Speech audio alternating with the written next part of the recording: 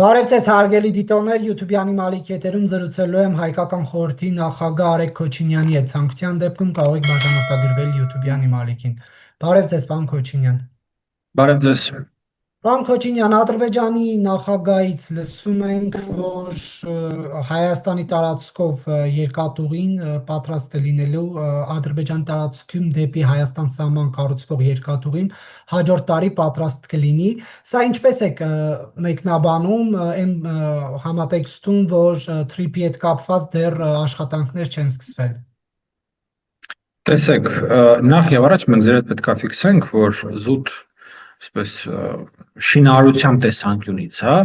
երկաթգիծ կառուցելու համար անհրաժեշտ է երկաթգիծ։ Այն մեքենան, այն սարքը, որը որ դնում է այդ երկաթգծերը, ռելսերը կառուցում է, ինքը աշխատում է ռելսերի վրայից։ Ռելսաուկլադչիկ ռուսերեն բառը, եթե օգտագործենք։ Հիմա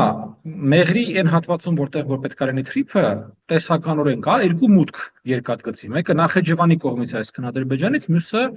այսպես ասենք, մայրցամաքային Ադրբեջանից, այսինքն նորից Ադրբեջանից։ Այսպես թե այնպես հողային աշխատանքներից անդին, եթե մենք այդտեղ երկաթգիծ ենք կառուցում, մենք դա պետք է կառուցենք Ադրբեջանի հետ միասին, օգտվելով Ադրբեջանի երկաթգծերից։ Այդ ուրեմն երկաթուղի դնող սարքը պետք է առաջին կետում աշխատի Ադրբեջանի երկաթգծային համակարգից։ Ինչի համար մեզ անհրաժեշտ է, որպեսզի Ադրբեջանը բերի իր երկաթգծերը կառուցելով հասցնի մեր սահմանին, որպեսզի մենք այդ կետից կարողանանք կառուցենք։ Եվ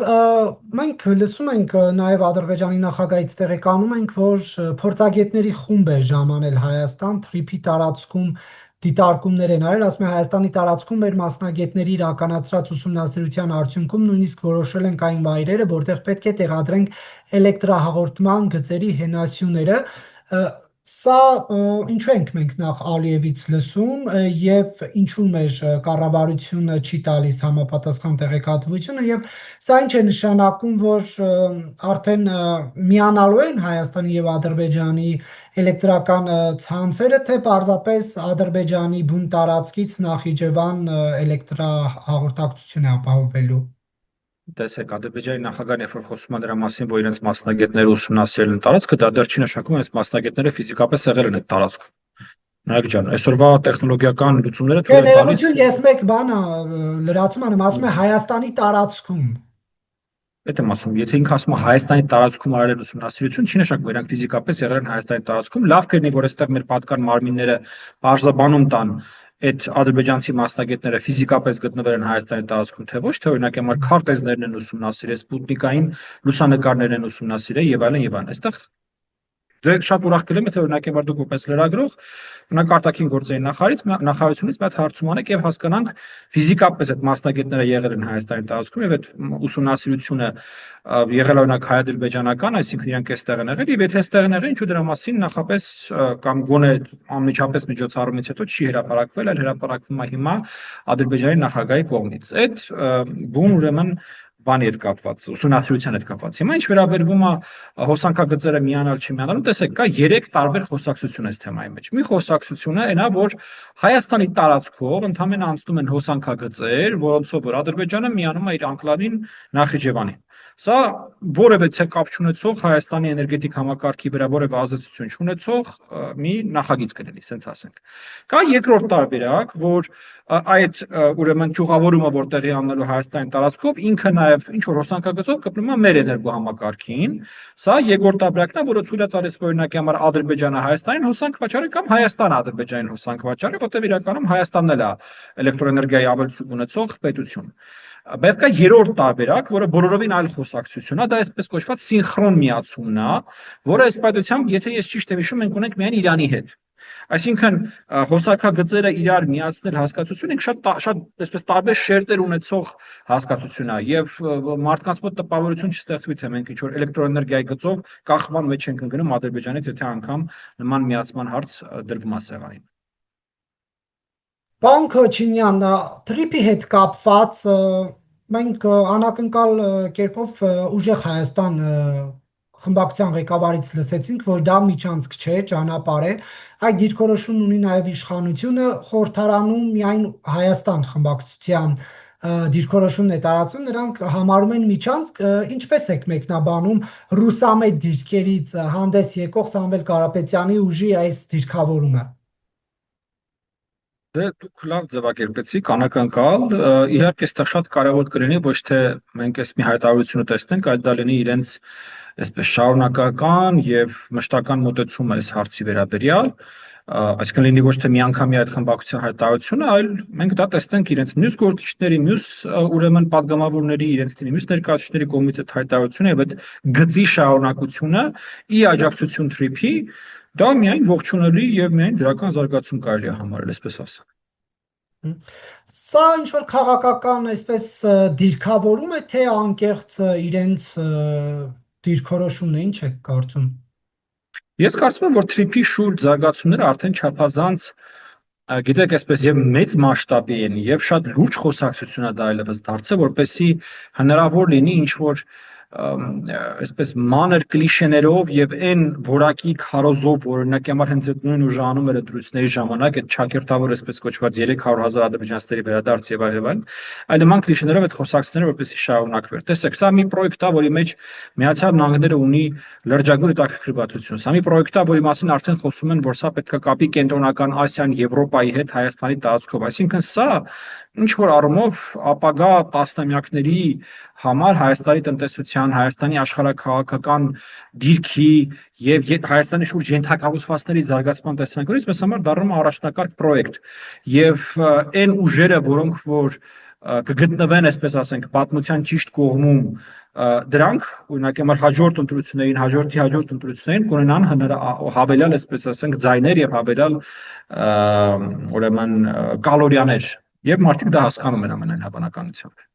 Եվ պարոն Քոչինյան, մինչ մեկամյակի արդիվ շնորհավորանքներ են հնչում Հայաստանի կառավարությունից խաղաղության հռչակագրի մեկամյակի արդիվ, մենք տեսնում ենք, որ Ադրբեջանի նախագահը էլի շարունակում է այսպես կոչված ճակերտավոր Զանգեզուրի միջանցք կոչել։ Մենք ինչու այս մեկ տարվա ընթացքում չունեցանք այս առումով առաջընթաց, որ խոսույթը դուրս գա շրջանառությունից։ Տեսեք, Նարեկ, մենք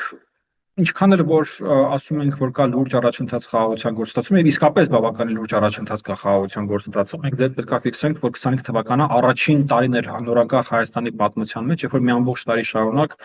թութ, հա, սահմանին կրակոցներ չեն եղել, զոհեր չեն եղել, սպանություններ չեն եղել, առաջին անգամ պատմության մեջ, երբ որ միմյանց տարածքով բեռներ են գնում, ուղիղ առևտուր է սահմանվել եւ այլն, այսինքն սրանք բոլոր աննախադեպ բաներ են, բայց սա բնականաբար չի նշանակում, թե մենք դարձել ենք բարեկամ պետություններ, եղբայրական, չգիտեմ, պետություններ, կան բավականին լուրջ տարաձայնություններ, կան բավականին լուրջ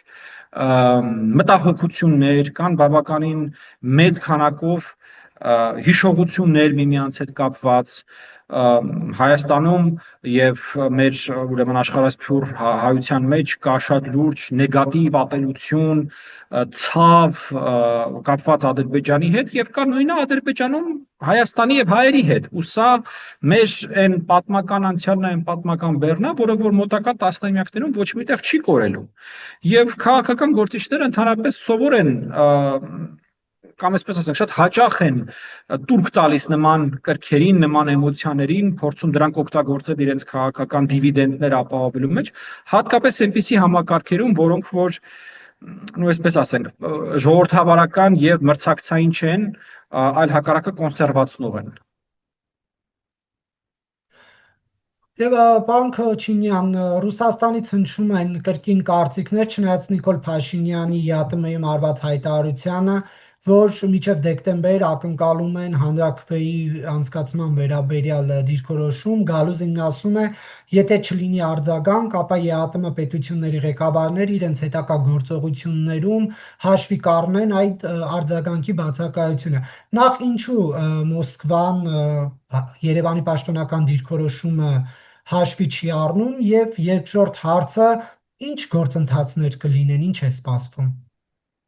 Տեսեք, մենք ձեր նախ եւ առաջ պետք է ֆիքսենք, որ Մոսկվան նախաձեռնել է ամբողջությամբ արհեստական, սինթետիկ մի քաղաքական գործընթաց, ինչ որ պահանջ է դրել Հայաստանի առջև հանրաքվե անելու, մի բան, որը որ բացարձակապես ոչ մեկ Հայաստանում չի պատրաստվում անել, դա անլուրջ խոսակցություն է, այս նույնիսկ ասեի։ Չկա նման խոսակցություն, դա միայն Մոսկվայում մի քանի էքսպերտի, մի քանի ուրեմն եթերագլխի եւ մի քանի պաշտոնյայի կողմից առաջ քաշվող խոսակցություն է, որը անդրադառնական է եւ այն նույն պատճառով, որը որ կառավարությունն ասում, որտեղ չկա որևէ քաղաքական գործընթաց, որի շուրջ մենք անենք հանրակրվե։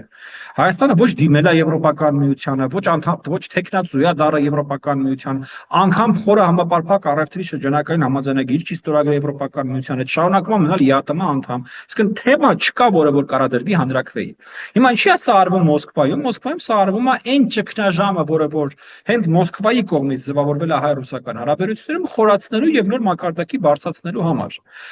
Գիտեք, տպավորություն է ստեղծվում, որ Ռուսաստանին իր Ուկրաինայում աղետի հետևից բախվելու ֆոնին անհրաժեշտ է մի հատ փոքր հաղթանակ։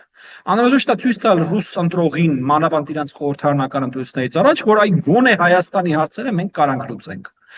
Մաքսիմալ ճնշում գործադրելով Հայաստանի վրա, գիտեք, այդ առևտրատնտեսական սանկցիաները, այդ առևտրային պատերազմները ըստ էության, որ Ռուսաստանը հիմա սանձազերծել է Հայաստանի դեմ, այդ ամեն ինչը դրա վկայություն են, այլ Ռուսաստանին պետք է մի հատ փոքր հաղթանակ, թեկուզ եւ փոքր Հայաստանի նկատմամբ ցույց տալու, որ այ կայսրություն, մենք հայերի հարցերը լուծեցինք եւ այլն եւ այլն։ Հիմա ինչ վերաբերում է հետևանքներին։ Տեսեք, եթե մենք մնում ենք ձեր հետ ԵԱՏՄ կանոնադրական շրջանակներում, ապա որևէ հետևանք չի կարող լինի, որտեղ ԵԱՏՄ-ն որոշումները կայացվում են կոնսենսուսով։ Բայց մենք ձերը չպետք է մոռանանք, թե ինչ կառույցի եւ ինչ պետության մասին ենք խոսում, եւ ես ընդհանրապես չեմ բացառում հնարավորությունը, որ տեղի կունենա ապականոնադրական, այսինքն անօրինական որևէ որոշում, դրա ինչ որ այսպես անոնսը իրանք տվել են արդեն, որ այ ԵԱՏՄ պայմանագրի գործունեությունը Հայաստանի նկատմամբ կասեցնել։ Ինչը նույնիսկ եմ կրկնում, կատարելապես հակականոնադրական գործընթաց կլինի եւ կնշանակի, որ ԵԱՏՄ պարզապես չկա, գոյություն չունի այդ կառույցը որպես այդպեսին։ Եվ որտեղից արդեն Հայաստանի հետևությունները եւ իր գործողությունները երևի թե կդիմի հուսանք։ Իսկ հնարավոր չի, որ մյուս պետությունները եւս Ռուսաստանի նման խնդիրներ տեսնեն եւ ասեն, որ այս սննդի, միրգ բանջարեղենի, խմիչքի որակը չի համապատասխանում մեր ներքին շուկայի պահանջներին, եթե հանրակրվեի հետ կապված Հայաստանը դիրքորոշում չհայտնի։ Ես չեմ բացառում նման բան, Նարեկ, բայց ձերդ մենք պետք է ֆիքսենք, որ Բելարուս, Ղազախստան եւ Ղրղստան Հայաստանի արտահանումը այդպես լուրջ թվեր չեն, որ դրա հետևանքների մասին մենք հիմա լուրջ քննարկենք։ Եվ ինչ մենք կարողացանք Հայաստանի Հանրապետությունը, կառավարությունը ինչ կարողացավ այս ընթացքում ձեռք բերել որպես այլընտրանքային շուկա։ Եվրահանձնաժողովի նախագահ եկավ, շատ հաճելի հայտարարություններ արեց, բայց ասում են սա բավարար չէ, այն ծավալը, որ հիմա մենք ունենք դեպի Եվրոպա, ասում են բավարար չէ։ Սա ինչքան կշարունակվի եւ մենք երբ տեսանելի արդյունքներ կունենանք։ Այստեղ ինչ որ այսպես հրաշքներ տեղի չեն ունենալու։ Ես բազմիցս եմ այս թեմային անդրադարձել եւ ասել եմ, որ մեզ սպասում է տարիների շատ լուրջ աշխատանք։ Այո, եվրոպական հնարավորությունը մեզ համար պատուհան է բացել, հնարավորություն է ստեղծել, որպեսզի առնվազն օրենսդրական եւ ստանդարտների սահմանափակումների մեր արտահանողները չբախվեն, բայց դա չի նշանակում, որ Եվրոպական միությունը գալու է մեր ապրանքը առնի։ Մեր վրա է ամբողջ ուրեմն այդ մատակարարման շղթաների ձևավորումը, շուկաներում մեր նիշայի, մեր տեղի գրավումը, մրցակցային լինելը տեղական արտադրողի հետ եւ բազմաթիվ այլ հարցեր, դրանք ամբողջությամբ մեր անելիքներն են եւ այստեղ կա լուրջ անելիք բիզնեսի կողմից, կառավարության կողմից, հանրային սեկտորի կողմից, այսինքն լուրջ գործընթացներ հիմա պետքա ծավալվեն, որոնք իրականում տարիների աշխատանք են։ Նարգելի Նարեկ, սա տպավորություն չէ, թե սա հնարավոր է օրերի կամ ամիսների ընթացքում անեն։ Էլ չասեմ, որ իրականում այս խոսակցությունը անգամներով ավելի լուրջ է դառնալու միայն այն դեպքում, երբ որ բացվի հայ-թուրքական սահմանը, որովհետև դեպի Եվրոպա ապրանքը էժան եւ արագ հասցնելու ուրեմն արդյունավետ ճանապարհը Հայաստանի համար հենց Թուրքիայի տարածքն է։ Դա միակ տարբերակն է, որ մենք ձեր այդ Երևանում բեռը դնենք ուրեմն երկաթ գծի վրա եւ այդ բեռը գնա հասնի եվրոպական մայրաքաղաքներ առանց նավ նստելու, առանց որևէ կերպ տրանսպորտ փոխելու։ Դա է արդյունավետ եւ լուրջ խոսակցությունը։ Եվ այստեղ մենք այտենց մի քանի քայլերի հաջորդականություն կա, որոնք որ միմյանց հետ կապված են, դա հայ-ադրբեջանական կարգավորումն է, հայ-թուրքական կարգավորումն է, սահմանների բացումն է, երկաթգծերի աշխատանքն է, ընդ որում մենք այստեղ ձեր հետ պետք է նաև ֆիքսենք, որ մեր երկաթգծային համակարգը դեռևս գտնվում է ռուսական կոնցեսիայի ներքո, ինչը նույնպես խնդիր է։ Այսինքն կան լրջագույն խնդիրներ, որոնցով մենք ձեր հետ պետք է զբաղվենք, բայց դուք որպես նաև լրագրողով լուսաբանումա խորհրդարանում տեղ ունեցող քննարկումները ինձանից երևի թե ավելի լավ կվկայակոչեք, որ այս բոլոր թեմաները, որոնց մասին մենք ձեր հետ այդտեղ խոսեցինք, մեղմ ասած այն թեմաները չեն, որոնք խորհրդարանում քննարկվում են։ Քննարկվում են ինչ-որ իրար բաժանախ, փեսա, ամուսին, քուր, ես ինչ գիտեմ, ով ինչ ա առելով, ոնց ա առել, իրար ձեռ են ծեծում սեղաններին, ծափ են տալիս։ Մինչդեռ ես դες նոր նկարագրեցի, թե ինչ ահռելի խնդիրներ կան մեր երկրի առջև կանգնած, որոնք պետք է լուծել։ Իդեպ խորհրդարանի աշխատանքները ինչպես է գնահատում, հա, դուք էլ նշեցիք, որ հենց ԿՊ-ն կաթողիկոսի Ավազանյանն է տալիս, Կտրիչ Ներսիսյանն է ասում,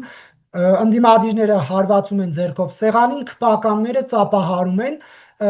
բայց սրան զուգահեռ նաև իրենք պայմանավորվել են բարեկիրթ լինել, էթիկայի կանոնները պահպանել։ Գիտեք, ես այսպեսի իրավիճակներում մի այսպես պատում եմ հիշում, որ երբ թուրքերը եկել արդեն պաշարել էին Կոստանդնուպոլիսը, արևելահռոմեական կայսրության մայրաքաղաքը, Կոստանդնուպոլիսում ակադեմիայի գիտնականները հավաքվել էին եւ քննարկում էին, թե ասեղի ծայրի վրա քանի հրեշտակ կարա տեղավորվի։ Այսպեսի պատում կա։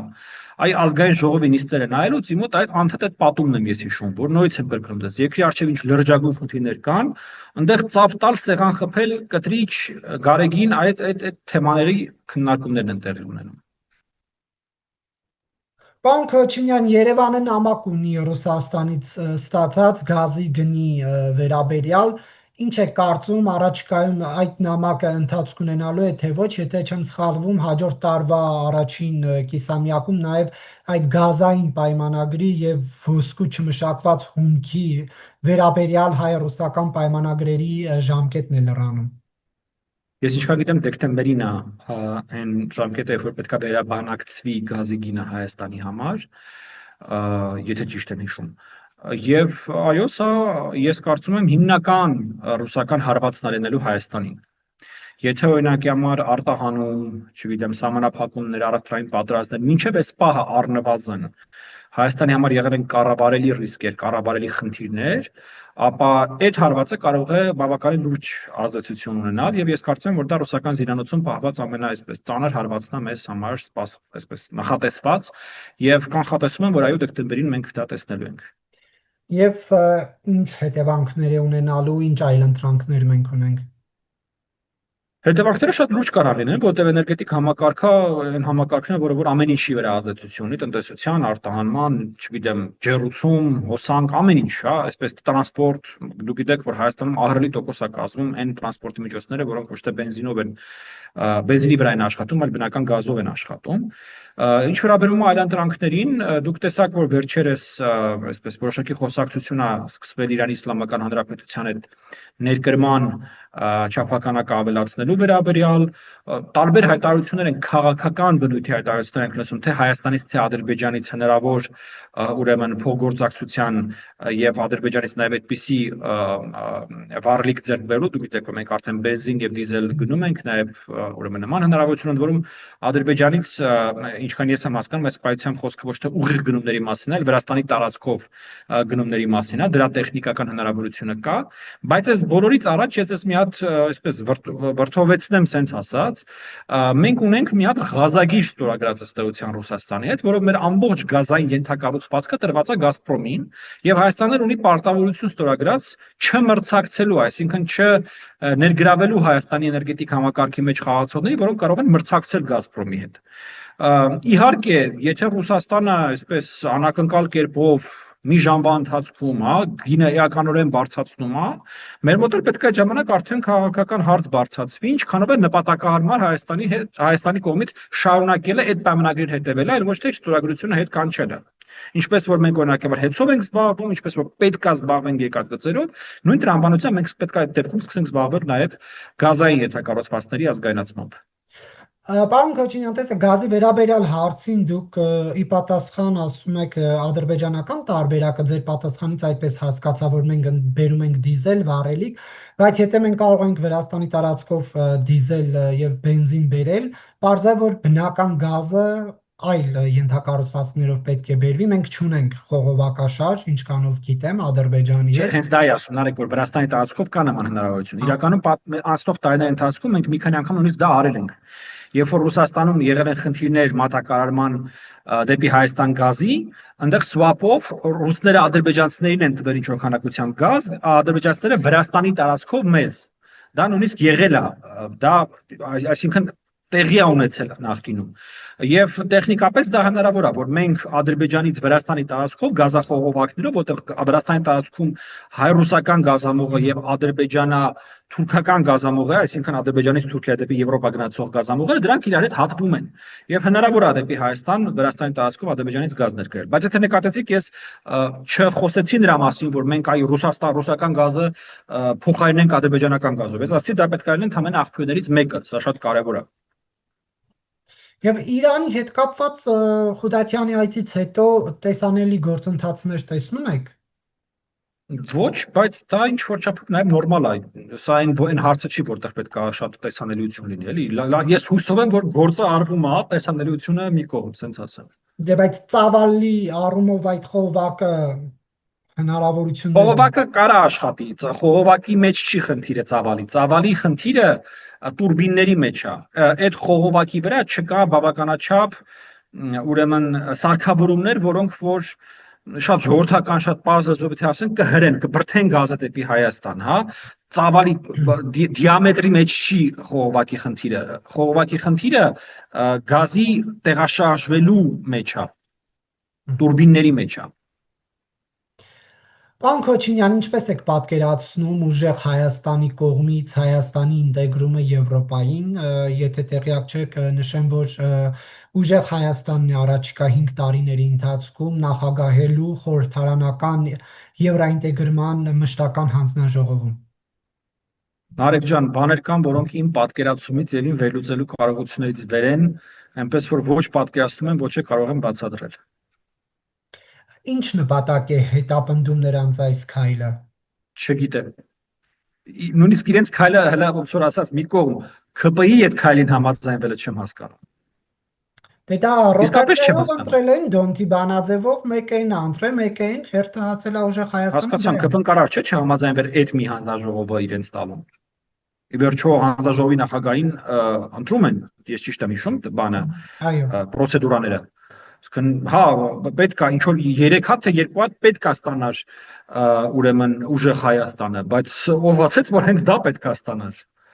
Եվ ինչիա ԿՊ-ն դրան համաձայնել, հասկանում եք։ Դե Արման Եղոյանը ասում է, ինչ անենք, պետաիրավականն ու պաշտպանությունը չվերցնեինք, եվրոինտեգրումը առաջնահերթ վերցնեինք։ Այդ 3 հանձնաժողովն է ազգային ժողովում։ Չէ, 3 հանձնաժողովը չի ազգային ժողովում։ Նույնից եմ ասում։ Դուք իմ այսպես պատասխան եք ակնկալում, Նարեկ ջան, բայց ես չեմ հասկանում, որպեսզի կարողանամ դες բացատրեմ, թե ինչիա ուժեղ Հայաստան նույնից եմ ասում, իրա այսպես ծրագրը նպատակային դաշտը բան էտել է իրա մոտ թող մնա։ ԿՊ-ն ինչիա դրան համաձայնվել, ես չգիտեմ։ Կարծում եք, բայց լուրջ ազդեցություն է ունենալու հաշվի առնելով, որ հանձնաժողովը նախ վերջնական որոշումներ կայացնելու առումով լծակներ չունի, թեև որ կարող են օրինակ միջազգային հանդիպումներում առաջնային դիրք են ունենալու, նախագահ դիրքորոշում է հայտնելու, սա կարող է գործընթացի վրա լուրջ ազդեցություն ունենալ, թե ոչ։ Սա կարող է գործընթացի վրա բացասական ազդեցություն ունենալ, սա կարող է Հայաստանի իմիջի վրա բացասական ազդեցություն ունենալ, սա կարող է կուլուարներում եւ բանակցային գործընթացում Հայաստանի դեմ աշխատել, այսինքն սա իհարկե ինչ-որ sense կատաստրոֆիկ հետևանքներ չի ունենա, այնպես չի, որ այդ հանձնաժողովի նախագահն լինելու հիմնական բանակցող կողմը Հայաստանի կողմից, բայց այն որ սա գործիք է, այն որ սա որոշակի ազդեցության լծակ է, դա միանշանակ է, հստակ է եւ դա տրված է այս պատմությամբ ըստ էության թե այս գործընթացի, այսինքն Հայաստանի եվրոպական ինտեգրացիայի, թե ընդհանրապես Հայաստանի հակառակորդին։ Կառավարությունը հայտնում է, որ վարչապետ Փաշինյանն ու նախագահ Զելենսկին են հեռախոսազրույց ունեցել, Զելենսկին շնորհավորել է Փաշինյանին վարչապետի պաշտոնում վերանշանակվելու արդիվ, կողմերը պաշտոնյաները քննարկել են երկկողմ փոխգործակցության օրակարգին վերաբերող հարցեր, Մոսկվայից ինչ արձագանք եք սպասում, թե այլևս չպետք է ուշադրություն դարձնել։ Դե քանի դեռ Մոսկվան չի շնորհավորել Հայաստանի վարչապետին վերընտրվելու կապակցությամբ, արձագանքելու բան էլ չկա։ Եթե իրանք չեն շնորհավորել Հայաստանի վարչապետին, նշանակում չեն ճանաչում Հայաստանի վարչապետին, բայց ինչին պետք է արձագանքեն։ Իրանք չեն ճանաչում։ Ոնց են արձագանքում այդ իրանց կողմից չճանաչվածին շնորհավորելուն։ Փաշինյանի Իհարկե այդտեղ հարց է առաջանում, որը որ Փաշինյանն էր բարձրացրել, բայց այդ դեպքում Պուտինը ում հետ էր խոսում։ Դե նորից անհետևողական քաղաքականության հետ գործ ունենք էլի ըստ էության։ Երևանի եւ Կիևի հարաբերություններն այս փուլում ինչի շուրջ կարող են զարգանալ եւ խորանալ։ Տեսեք, Ուկրաինան Հայաստանի համար իրականում շատ հետաքրքիր պետություն է, որովհետև գրեթե բոլոր այն ուրեմն դիրքերով, պոզիցիաներով, հա, ասենք ասենք, որոնցով որ մեզ համար կարևոր է համագործակցությունը Ռուսաստանի եւ ԵԱՏՄ մեր մյուս գործընկերների հետ, լինի դա հացահատիկայիններ, լինի դա ատոմային էներգետիկա եւ այլն, այդ բոլոր ուղղություններով բավականին լուրջ համագործակցություն հնարավոր է նաեւ Ուկրաինայի հետ։ Էլ չասած, որ այսօր աշխարհում ըստ էության հերթ են կանգնել Ուկրաինայից ուրեմն ժամանակակից պատերազմի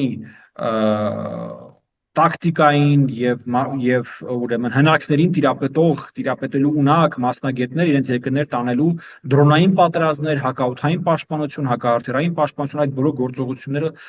իրականացնելու տրամաբանության մեջ Ուկրաինան այսօրվացիան ըստեյության աշխարհում եթե առաջինը չի, ապա առաջիններից մեկն է, ով որ ունի այդ ամենաթարմ, ամենալուրջ մարտական փորձը նոր սերնդի պատերազմներ իրականացնելու եւ դա նույնպես ոլորտ է, որտեղ Հայաստանի համար կարող է լինել հետաքրքիր զարգացումներ եւ հետաքրքիր համագործակցություն։ Դուք գիտեք, որ մենք հիմա էականորեն բազմազանեցրել ենք մեր արտաքին գնումները, լինեն դա տեխնոլոգիաներ, լինեն դա արտադրություններ, լինեն դա լիցենզիաներ, ուրեմն արտադրության եւ այլն, եւ այստեղ բավականին լուրջ ուղղություն կա նաեւ հնարավոր համագործակցության։ Պարոն Քոչինյան, կրկին վերադառնանք Եվրաինտեգրման հանձնաժողովի թեմային։ Երևանը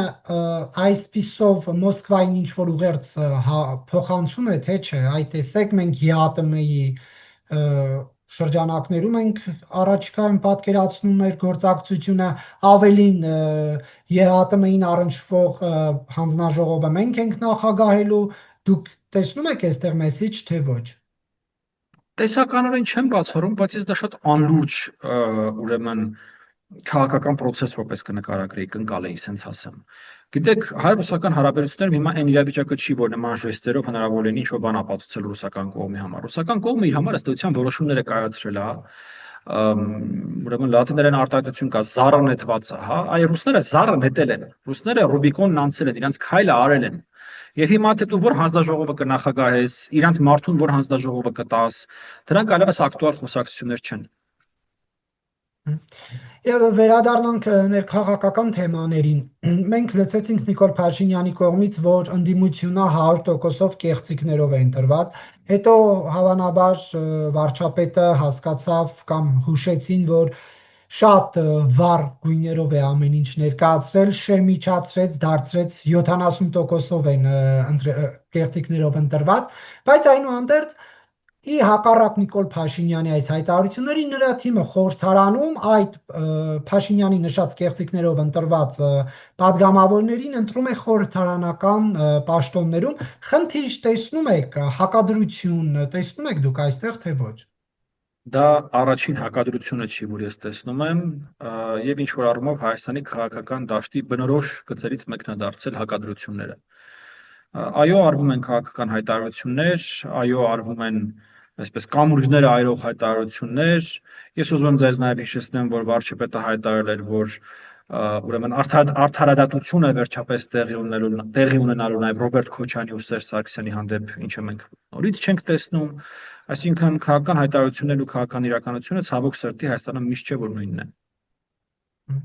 Բայց սա ինչպիսի ազդեցություն կթողնի ընտրողների մոտ, երբ մեկ հայտարարում եք, որ ընտրակեղծիքներով են ընտրված, մեկ պայմանավորվում եք հետը աշխատել, մի հատ էլ էթիկան պահելով աշխատեք, մի հատ էլ պաշտոնների եք ընտրում։ Գիտեք, ես կարծում եմ մինչև այդ հարցը ավելի բան, այսպես հիմնարար հարցեր կան, էլի, որոնց մենք ձեր հետ պետքա պատասխանենք։ Այդ հիմնարար հարցերից մեկը այն է, որ ըստ էության Հայաստանում 500,000 մարդ, չգիտեմ 70 թե 40 թե 100% է դրանցից ընտրակաշառքում, բայց արդյունքում 500,000 մարդ գնացել եւ ընտրել է այդ ուժերին։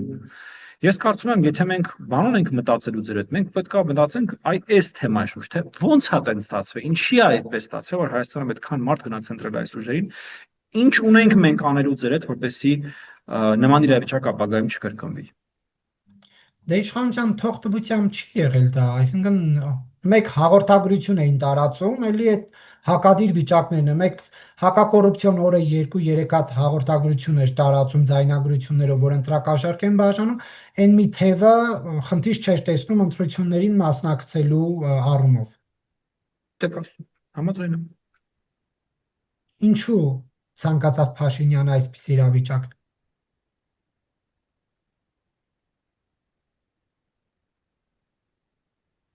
Մի քանի շերտ կա այս կարծում ես խոսակցության մեջ, եւ ներքաղաքական եւ արտաքին քաղաքական։ Ներքաղաքականը նորություն չեմ ասի, եթե դա ասեմ, որ այս խոցելի ընդդիմությունը, հակաժողովրդավարական, հակաիրավական, հակահայաստանյան ընդդիմությունը վատ ընդդիմություն չէ իշխող կուսակցության համար, որովհետեւ այդ ընդդիմության ֆոնին է, որ այս իշխանությունը երրորդ անգամ կարող էր ընտրվել։ Երկրորդ շերտը էլի ներքաղաքական։ Այնպես չի, որ շատ մեծ այլընտրանք կար։ Այնպես չի, որ ժողովրդավարական ուժերը հելել այսպես իրանց պատռում էին եւ աշխատում էին խորհրդան անցնելու ուղղությամբ։ Կային մի քանի ուժեր, որոնք որ 1-2% հավաքել են եւ որոնք եթե բավականաչափ քաղաքական հասունություն ու հեռատեսություն ունենային միասնական ճակատով կգնային ու հիմա կլինեին խորհրդանում եւ սա գուցե այլ խորհրդան լիներ, բայց ընդհանուր առմամբ մենք ձեր պետք է արձանագրենք, որ ժողովրդավարական ուժերը Հայաստանում ամբողջությամբ տապալվել են։ Եվ հիմա միակ լավ բանը, որ իրանք կարող անեն, դա ինքնական քաղաքական դաշտից ուղղակի հեռանալն է, իրանք այդ կուսակցությունները ամենատարբեր փակելն է, ցրվել տներով, որ տեղ բացվի, գուցե Հայաստանում ավելի առողջ քաղաքական ուժերի ձևավորման համար։ Կա արտաքին քաղաքական շերտ էս ամբողջ խոսակցության մեջ։ Տեսեք, ինչքան էլ որ այս ուժերը հակաիրավական են, անօրինական են, կոռուպցիոն սկանդալների մեջ են թաթախված եւ այլն, ընտրությունների նախաշեմին բռնել եւ փակել երկրորդ, երրորդ, չորրորդ ուրեմն ուժերը դրանք հայտարարել հակաօրինական, դա այնա ինչ որ արվում է սովորաբար Ռուսաստանում եւ ինչի փաստը մենք ձեզ բոլորին վերջերս տեսանք Յաբլոկը կուսակցության նկատմամբ արված քայլերը, հա։ Սա ես դրեցի արտաքին քաղաքականության բլոկի մեջ, բայց սա նույնքան նաեւ Հայաստանի ներքին քաղաքական բլոկի մեջ ես կտեղադրեմ ժողովրդավարական գործընթացների տրամաբանության մեջ։ Շատ շերտեր կան եւ ի վերջո ամեն ինչից վեր դա իհարկե քաղաքական կամքն է։ Շնորհակալություն, պարոն Քոչինյան, հարցազրույցի համար։ Ես եմ շնորհակալ։